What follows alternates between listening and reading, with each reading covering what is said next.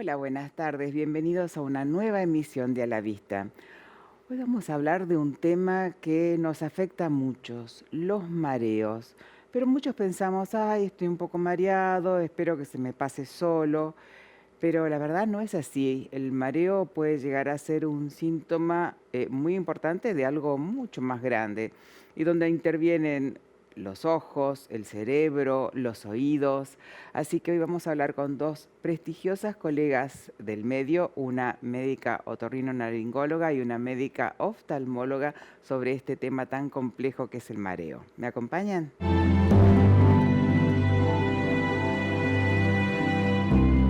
Bienvenidos a este primer bloque de A la Vista, y para hablar de este tema que es tan importante, el mareo, está con nosotros la doctora Paola Femia, que es médica otorrinolaringóloga y médica otoneuróloga. Bienvenida, Paola. Muchísimas gracias por la oportunidad, Malel. Es un placer. Gracias. La verdad, el placer es nuestro porque muchas personas consultan por mareos y muchas lo minimizan. Son las primeras causas de consulta a nivel mundial, en guardias, en consulta diaria, en consultores externos también, y distintos tipos de mareo. Los mareos uno tiende a minimizarlo cuando son mareos más sutiles, inestabilidad, siempre se le encuentra una causa más sistémica, banal, comí poco, dormí poco, Sí. estoy estresado. Hace Cuando mucho empieza, calor. exactamente ahí, o es la cervical, el problema de la columna.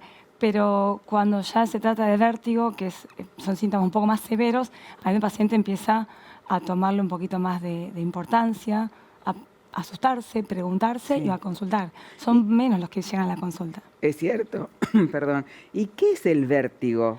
Porque es una palabra que no todos la conocen. A veces se confunde incluso con la sensación de estar en la altura. Sí. El vértigo, por definición, es la sensación rotatoria que siente el paciente, en donde puede girar, tener la sensación de que gira el entorno o de que uno está girando cuando no lo está haciendo. Ajá. Eso por definición. El hecho de que todo me da vuelta, eso es vértigo. Exactamente, exactamente. ¿Y hay varios tipos de vértigos?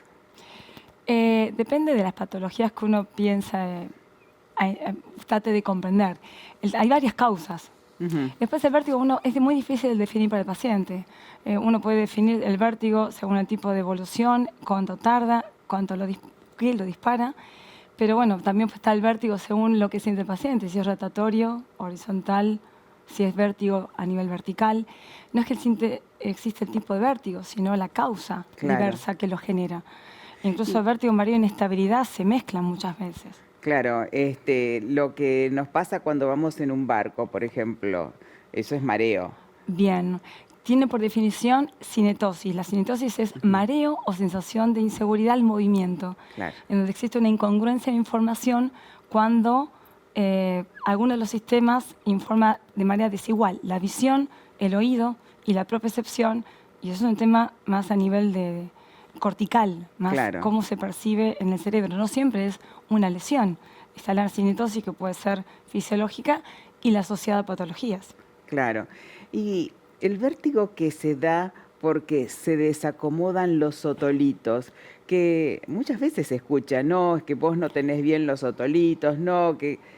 ¿Qué son los otolitos? El vértigo por los otolitos es el más frecuente lejos en consulta a nivel mundial. Los otolitos en realidad son pequeñas partículas microscópicas de calcio. En realidad son proteínas rodeadas de carbonato de calcio. Ahí estamos viendo un video. Forman parte del nuestro oído interno. La pregunta más común de los pacientes es si generaron esos otolitos, cómo se generaron, para diferenciarlos un poco de la litiasis renal, de la litiasis vesicular. Y no, nacen con nosotros. Son pequeñas partículas que lo que permiten es, en los sensores del equilibrio que nosotros tenemos en el oído interno, algunos de los sensores que justamente tiende a buscar información de la gravedad en la inclinación o giros, que es el utrículo y el sáculo, tiene una mácula, una gelatina, donde esos otolitos tienen importancia porque le dan peso para que esa mácula tenga información ante mínimos movimientos. Cuando eso pasa, da información, entonces sensibiliza, es parte de nuestro oído. Pero está inmerso en la gelatina. Los otolitos son parte de nuestro oído. El problema está cuando se sueltan Sí. uno o varios, y flotando en el líquido del oído, el líquido linfático va hacia los canales circulares. O sea, salen de su lugar propio y van a otros canales del oído en donde no pertenece. En esos canales lo que hace es mover el líquido del oído, como se ven en los videos, Claro. y como si fuese una ola, mueve el receptor, otro receptor de información de aceleración angular. Entonces el paciente siente que las cosas giran cuando no lo están girando. Claro. Uno se acuesta y se queda quieto y uno siente que se va yendo Sí. para atrás o se hunde en la profundidad, y es porque hay algo moviéndose en un lugar que no debe estar. Esos son los otolitos cuando están sueltos. Claro. ¿Y cómo se trata eso? ¿Eso se medica? Otra pregunta muy frecuente, porque uno dice, bueno, otolito, ¿cómo lo disuelvo? ¿Qué Claro. puedo hacer? En realidad es algo mecánico, es un problema mecánico del oído interno, por lo cual no hay medicación ni tratamiento quirúrgico que lo solucione, más que maniobras de reposición. Es un tema kinésico en donde uno con maniobras busca las posiciones según el lugar donde estén los otolitos, buscan posiciones adecuadas para facilitar la salida de esos otolitos, esas otoconias, del canal. Y la idea es que vuelvan Hacia retroceder gelatina. y vuelvan hacia esa gelatina, en donde Claro. tiende a volver a pegarse, a veces se dispersan. El tema está que cesen el síntoma que genera. Porque Claro. el paciente, cada vez que mueva la cabeza, va a sentir mareo hasta que no vuelvan a su lugar los otolitos. Entonces, cuando nosotros tenemos este tipo de vértigos que nos da cuando nos incorporamos o cuando nos acostamos, cuando cambiamos de posición, Sí. lo que tenemos que hacer es una consulta inmediata. Exactamente. Suele ser muy angustiante porque la primera vez que pasa es un síntoma muy fuerte. Uno ya que una vez tuvo, ya sabe que se tiene que quedar quieto, Ujú. en una posición neutra. Si deja de dar vuelta a todo, puede estar tranquilo, seguro y esperar a rápidamente llegar a la consulta. Tenemos que tener la alarma de un vértigo fuerte, intenso, que no cede, así esté quieta, me quedo en una posición, no cede, eso ya no es un tema de otolitos, puede ser otra cuestión del oído interno Claro. o no, puede no ser el oído interno. Pero lo importante es entender que sí, cuanto antes llega a la consulta, mejor. Y uno de los motivos que tenemos un problema de salud, porque eso es un problema de salud en la realidad, es la demora en la asistencia, o porque no consiguen turnos, o porque llegan al circo de salud y la respuesta es un tema de cervical, o le dan sedantes, es retrasar la recomendación. Claro. Cuando se retrasa la acomodación de los otolitos, esto va a generar que el paciente no solamente se retraiga, se incomode, empiecen los temores, sino que a nivel de la corteza cerebral y toda la organización sensorial del equilibrio se altere. O sea, muchas veces el paciente mucho espera para que se acomoden, una vez que se acomodan, se le va el vértigo, pero no el mareo. Ah, es sumamente incómodo eso. ¿Y cuánto tiempo le puede durar? ¿Una semana, 2? Cuando los otolitos se acomodan, hay estudios específicos que marcan que hasta 12 o 15 días después de haberlos acomodado, el paciente sigue inestable, pero se ve un nistagmo, un pequeño movimiento de los ojos que marcan que todavía el sistema se está acomodando. Ajá. Hasta 15 días podemos esperar y explicar al paciente que puede tener una sensación de inseguridad, no vértigo. Ya pasado ese tiempo, hay que pensar si no es un mareo residual, si de base no hay otra causa que lo Claro. ha generado. ¿Y hay algo que podamos hacer nosotros en casa, alguna maniobra que podamos hacer, o la tiene que hacer el otorrinolaringólogo? Es muy interesante porque será bárbaro que exista, está en estudio una maniobra única. Pasa que tenemos 3 canales en cada oído, puede haber otolitos durante, o sea, a lo largo del canal y sueltos, otros muy pegados a la cúpula, al receptor. Entonces, según la localización cambia la maniobra. Ajá. Por lo cual hay muchísimas maniobras, 3, 4 maniobras para cada canal. Y es difícil dar una única maniobra. Uno puede recomendar a un paciente cuando siempre es el mismo canal, siempre se le sale el mismo oído, pero es importante tener un topo diagnóstico Claro. para saber qué maniobra vamos a realizar. ¿Y Entonces, cada cuánto se puede repetir esto, Paola? Cuando se repite muy rápido es porque no están bien acomodados. Ah. Hay que estar muy atento a eso. Pero en realidad, cuando se termina de acomodar, tenemos un 20% de recurrencia a los 5 años. Entre un 20 y un 50, y se reduce mucho cuando están bien reposicionados. Pero hay que explicar al paciente que una vez que salen los otolitos, muy probablemente lo repita alguna vez en la vida. Pero no es algo que vaya a tener una frecuencia. No estipulada, no estereotipada, no podemos decir que cada tanto. Depende de la actividad del paciente. Claro. Hay pacientes que a los 15 días vuelven a hacer prácticas colgando la cabeza, actividad física, que no hay por qué limitarlos, pero tienden a volver a pasar. Claro, la predisposición de cada uno. Exactamente. Bueno, pero siempre ante un episodio de mareo, de vértigo, hay que hacer la consulta. No esperar que se pase solo. No, porque el mayor riesgo de vértigo posicional es la caída. Claro. Aumenta mucho el riesgo de caída. Realmente va más allá de tener una sensación de giro. A veces hay sensaciones violentas de desplazamiento en donde el cuerpo acompaña. El paciente cae al piso de manera muy importante. Entonces, es clave, cuando uno descubre que hay un paciente con otorito, no puede ni ética ni legalmente retrasar un tratamiento. Perfecto. Se hace en el momento de la maniobra sí o sí. Bueno, la verdad me quedó muy claro.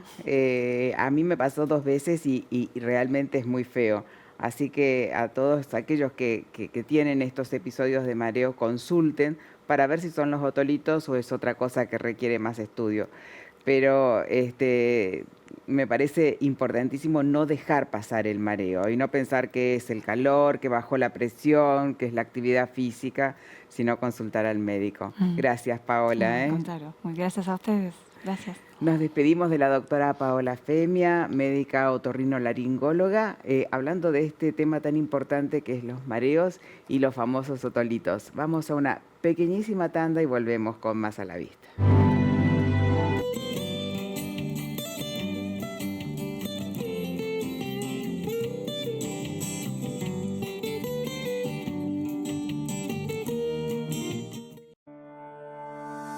¿Sabías que la miopía está aumentando a niveles alarmantes en todo el mundo? Y así es como Internacional desarrolló los anteojos Majestic Myopia, que vemos que tenemos en el centro de lo que es el eje visual la corrección que el niño requiere para poder ver bien, y en la periferia, de forma muy sutil, tiene como un pequeño esmerilado, y eso es lo que genera a nivel de la retina periférica una disminución de lo que es la sensibilidad al contraste, que actuaría como un estímulo para frenar la progresión de la miopía. Si tenés algún familiar con miopía, este es el momento para empezar a hacer algún tratamiento para la miopía.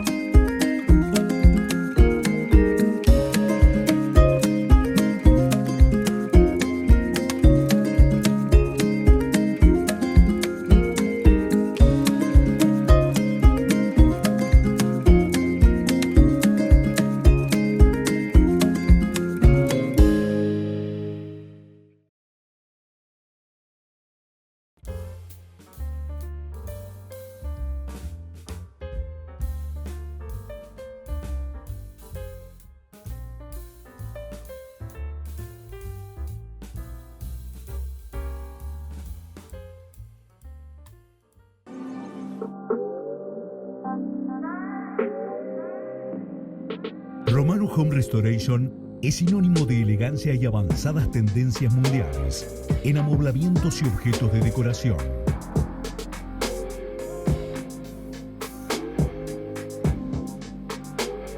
Somos una empresa integral dedicada y reconocida por particulares, empresas corporativas, hotelería y empresas constructoras.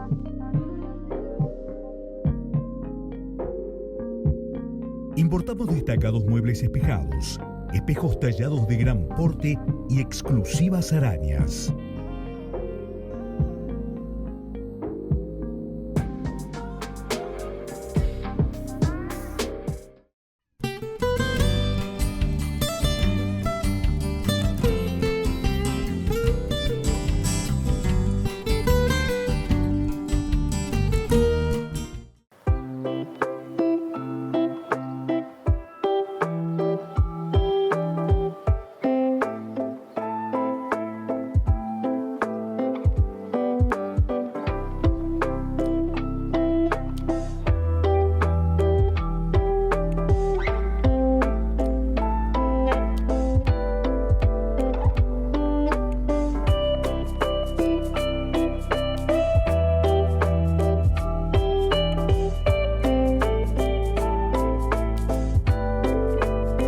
Bienvenidos al segundo bloque de la vista. Y vamos a seguir hablando de este tema tan importante que son los mareos, pero cuando los mareos se acompañan de visión doble, y de otros síntomas, la consulta tiene que ser inmediata. Y para hablar de este tema nos acompaña la doctora Alejandra Antacle. Gracias, Ale, por estar con Gracias a nosotros. vos, me encanta venir acá, vos sabés que disfruto Sí, este siempre, espacio. siempre tu buena predisposición. La doctora Antacle es médica oftalmóloga, especialista en neurooftalmología. Y yo hablaba de visión doble, pero no es solamente eso, es nistagmus también. Claro, el nistagmus, que son movimientos incoordinados de los ojos e involuntarios. El paciente muchas veces tiene esos movimientos que mostraban recién en la primera parte del programa, Sí, que se pueden deber al vértigo paroxístico, pero muchas veces pueden ser por patologías bastante más severas. sí. En los chicos, el nistagmus puede aparecer por problemas sensoriales fundamentalmente. Esos pueden ser nistagmus congénitos, pero pueden tener también una alteración o un nistagmus por una alteración motora, como pueden ser los estrabismos, que hay estrabismos que inician con un Con un nistagmus. nistagmus. Ahora, existen patologías adquiridas mucho más severas, como pueden ser las alteraciones neurológicas, tumores, enfermedades neurometabólicas. Entonces, cuando llega un paciente con un movimiento errático de los ojos, uno tiene que encender las alarmas para primero determinar si esa patología que está cursando el paciente es totalmente normal y ya nos mandamos a lo que es el vértigo paroxístico benigno, o si tenemos que hacer una gran cantidad de estudios para descartar las patologías más frecuentes que pueden producir esto. O sea que siempre que los papás o el tutor encargado vea que el chico está moviendo los ojos de un lado para el otro, sin mover la cabeza, sin fijar la vista en algo, es una consulta urgente, ¿no? Es una consulta urgente. Así podemos encontrar, y esto es muy importante, el examen del recién nacido, que ahora es ley, Es y tenemos obligatorio. que ver lo que es obligatorio, fundamentalmente es para que aquellos pacientes que tienen cataratas congénitas no hagan el nistagmus. Cuando el chico con una catarata congénita ya pasó la barrera del nistagmus, ya su agudeza visual está muy deteriorada. Claro. Después existen otros tipos de nistagmus producidos por alteraciones a nivel de lo que es la retina. Entonces tenemos que descartar todo tipo de distrofias de retina que pueden llegar a producir nistagmus. ¿Cómo hacemos esa diferencia? La hacemos observando mucho al paciente, obviamente. Los que miramos el nistagmus es muy importante. Fíjense, esta chiquita es una chiquitita que tiene una acromatopsia y es un nistagmus de muy baja amplitud, pero Sí, de muy una leve. alta frecuencia.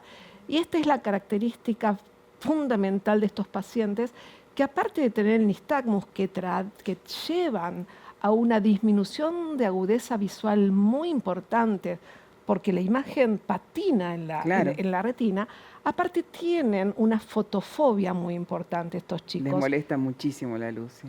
Exactamente. Entonces, si nosotros no bloqueamos esa luz que los encandilan, la agudeza visual va a ser peor todavía. Después van a ver algún otro paciente, por ejemplo, los albinos. Pasa también lo mismo. El albino que tiene una alteración a nivel de lo que es la fobia, es decir, tienen una hipoplasia fobiolar, tienen este tipo de nistagmus, y como esa imagen también bailotea y producen fotofobia, también tienen baja visión. Hay que agarrarlos muy tempranamente para poder darles la chance de que su desarrollo visual pueda ser lo mejor posible. Claro, de que aprendan a ver y que esos ojitos den lo mejor que pueden con la enfermedad que tienen, ¿no? Exacto. Después existe lo que se llama el nistagmus congénito, que es el nistagmus que no tiene una causa, que nosotros lo controlamos, descartamos todo lo que es la patología neurológica y el paciente tiene un punto de bloqueo y muchas veces fija de costado porque tienen un punto de bloqueo determinado. Claro. Esos pacientes también tienen baja visión y fundamentalmente el nistagmus aumenta cuando el paciente quiere fijar algo.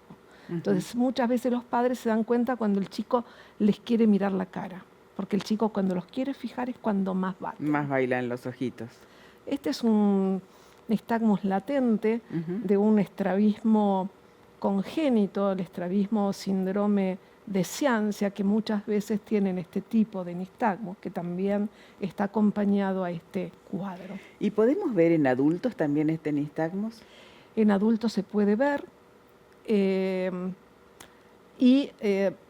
existen otros tipos de nistagmus en el adulto, que son nistagmus producidos por enfermedades neurológicas, pasando por tumores, pasando por esclerosis múltiples, pasando por un montón de patologías que pueden desencadenar este tipo de nistagmus. Los nistagmus pueden ser horizontales. Nosotros acá hoy hemos mostrado solamente horizontales, pero pueden ser verticales, pueden ser torsionales, pueden ser cisonistagmus que baten para un lado y para el otro. Hay una gran cantidad de nistagmus y yo creo que todavía no se estudió exactamente cuál es el... Esta chiquita tiene una distrofia de retina, tiene 2 genes, ¿sí? Con una alteración del segmento anterior, porque tiene una alteración de uno de los genes que trae esa alteración a nivel del segmento anterior, pero tiene una hipoplasia macular también. Esta chiquita yo pensé que era una maurosis congénita de Leber y cuando hicimos el diagnóstico el no estudio lo era. genético no era. Exactamente. De ahí la importancia del estudio genético, ¿no? Obviamente. Y es importante el estudio genético porque tenemos la suerte de que hay un avance muy importante y estamos mandando a pacientes afuera para terapias génicas en fase 3 de algunas patologías, así que también eso es muy importante porque...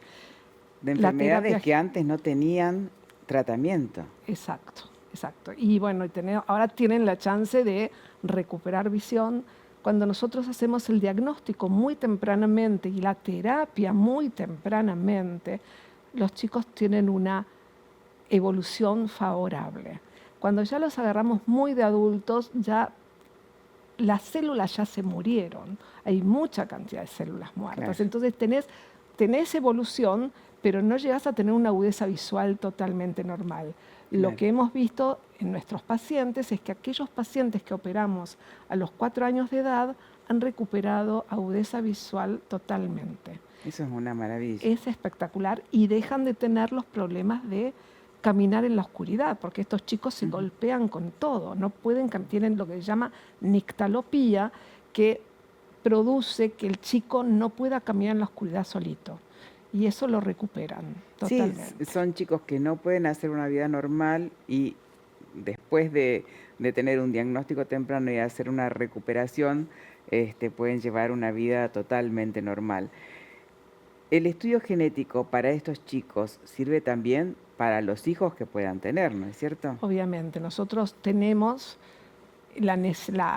nosotros hacemos un diagnóstico genético de una patología determinada y cuando damos una devolución genética explicándole a los padres lo que tiene el paciente, también hacemos un asesoramiento genético para saber si el chico va a ser el que transmita la enfermedad o si solamente va a ser portador. Eso es muy importante también manifestarlo. ¿Cómo hacen la consulta para hacerse el estudio genético, Alejandra? A ver, en realidad el paciente me llega y yo, de acuerdo a lo que le vea al paciente, le vea en el fondo de ojos, vea las características clínicas, ahí pido el panel de distrofias de retina, fundamentalmente en este momento, y orientando al biólogo molecular de qué tipo de patología se trata, para que vaya más específicamente a buscar la patología que uno quiere. Hay 400 genes que producen distrofias de retina. De esos 400 genes hay más de 50 mutaciones en cada una de ellas, con lo cual uno, con estas mutaciones, uno sabe si la enfermedad es más agresiva, menos agresiva, y uno tiene que ir encaminando al paciente para lo que uno necesita. Pedimos el panel completo, orientando, por ejemplo, si encontramos una maculopatía, decimos tiene una maculopatía, si tiene una distrofia de retina muy clarita, una retinosis pigmentaria, ponemos retinosis pigmentaria. Si vemos un paciente con una alteración, como vi el otro día, con una vitreitis muy importante, con una alteración muy importante, que al final era un déficit de una alfa-quinasa, que le pudimos dar tratamiento y la chica recuperó visión. Entonces eso es importante verlo para poder determinar qué estudio genético hay que hacer. El trabajo que hacen la doctora Antacle como médica oftalmóloga, con la licenciada Cicioli como bióloga molecular, es importantísimo. Y yo te comprometo a que vuelvan con Marcela para explicar todo esto en un lenguaje claro como lo hacen ustedes, porque es muy importante darle más difusión. Muchas gracias. Lo importante es que quede en claro que el chico se tiene que hacer ver enseguida. Eso es lo más importante. Enseguida, sí, si los ojos de un niño empiezan a bailar solitos, tiene que hacer la consulta urgente. Bueno, muchas gracias. Gracias a vos, Alejandra. Nos despedimos de la doctora Alejandra Antacle y nos despedimos del programa porque se nos fue a la vista con un tema muy interesante como el mareo, el nistagmus, la visión doble. Que aguardamos sus preguntas como siempre, que yo se las paso tanto a la doctora Femia como a la doctora Antacle, y realmente es lo que queremos hacer en A la Vista, difundir para hacer más prevención, para hacer diagnóstico precoz y tener una mejor salud visual. Nos vemos el próximo martes a las 17:30 aquí en A la Vista por Canal Metro. Muy buena semana.